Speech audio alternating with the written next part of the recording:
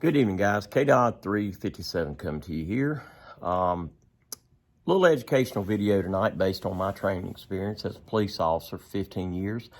And just dealing with all sorts of different scenarios and training and working with other officers, going to various schools and so forth. And I usually pass this on to, well, you know, usually about it I do in all my concealed carry classes. I always say, and I don't know, maybe I just need to coin this. I've never really heard anybody put it quite like this, but it's very elementary, and that is that if you are ever going to need a gun for defense, and hey, look, I mean, we're talking about just carrying a gun, open carry or concealed carry. Either way, it doesn't make any difference. But if you're ever going to need a gun for defense, folks, you're going to need it when? And I usually ask my class this, and they're like, now? Absolutely.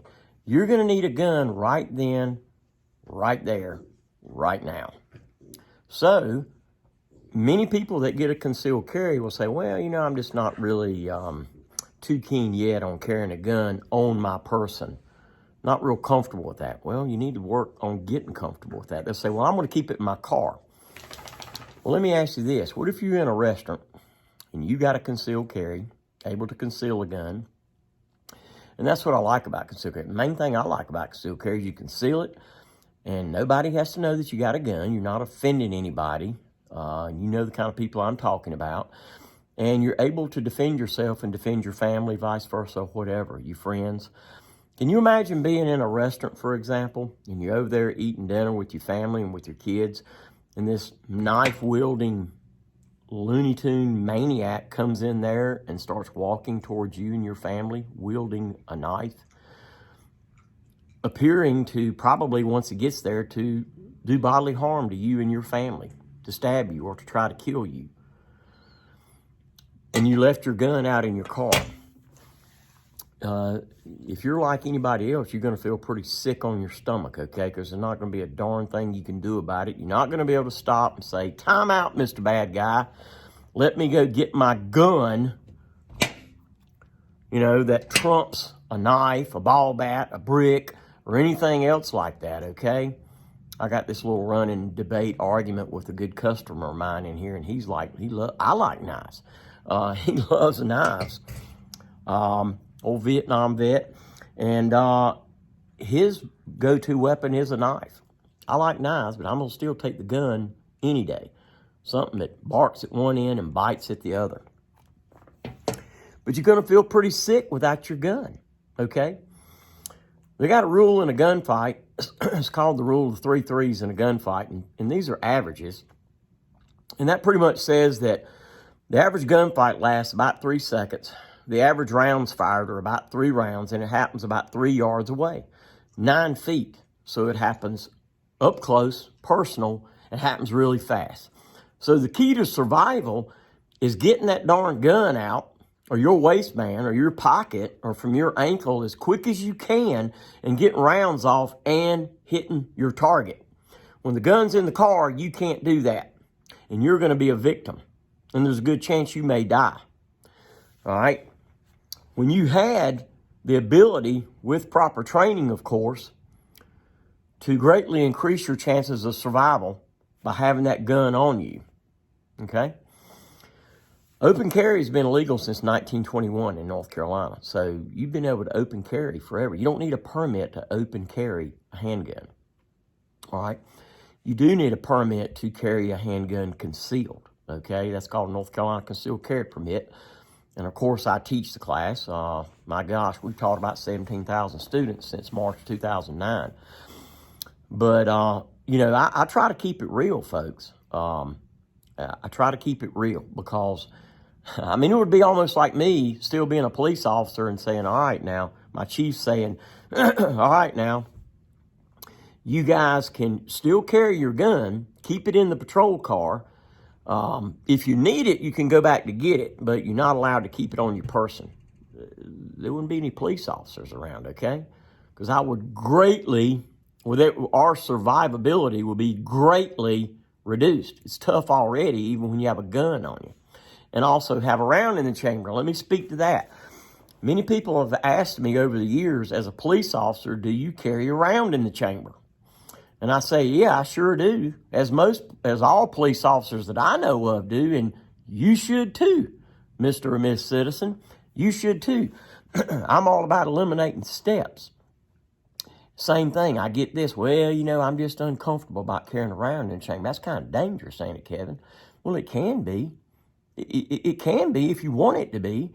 It's called knowing your equipment, knowing how it works, and knowing that if you keep your stinking finger out of the trigger guard and off the trigger, the gun's not going to go bang, okay?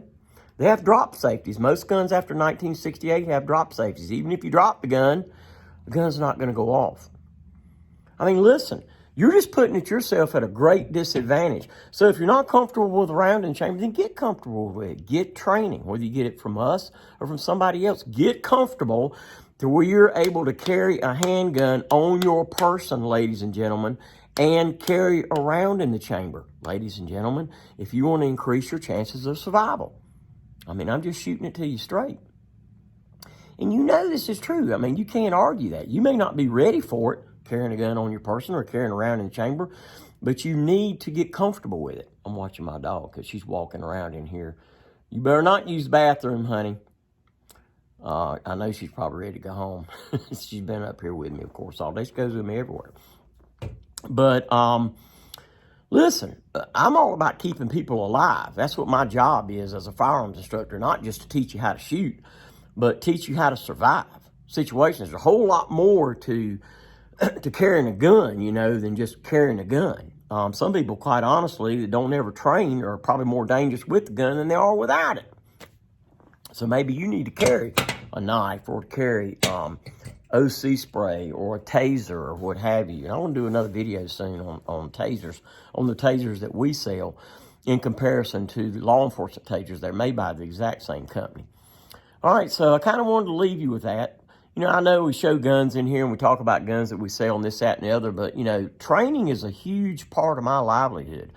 It's a big part of this company. This company was founded on firearms training, not selling guns, but firearms training. The guns came around 2013. Our training company started in 2009, so we've got a lot of experience in teaching folks how to shoot guns. I've got a class that I'm really excited about this coming Friday with men and women that have little to no experience shooting guns. And so I'm looking forward to working with them, and they're making the right decision. Hey, I want to learn more. I want to be confident with my firearm if I'm going to doggone carry one for defense. Absolutely, 100%.